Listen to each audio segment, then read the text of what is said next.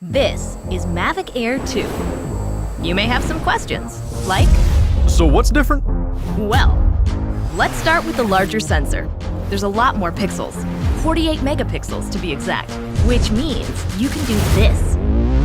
And then shoot a hyperlapse in 8K. With Smart Photo, every shot is a masterpiece. Yeah, but photos aren't really my thing.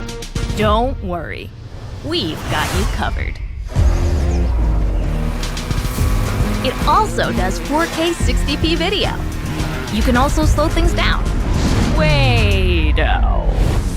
And yes, there's HDR video. How's the flight time? It's fantastic. You're looking at up to 34 minutes in the air, a new record for the Mavic series. We've added OcuSync 2.0, so you can fly longer and see clearer. What if I'm not a great pilot? That's where Focus Track comes in, so you can fly like a pro. Or just press a button. Here's the best part: automatic obstacle avoidance.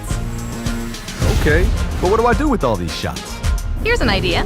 Use the DJI Fly app to edit and share your moments with just a tap.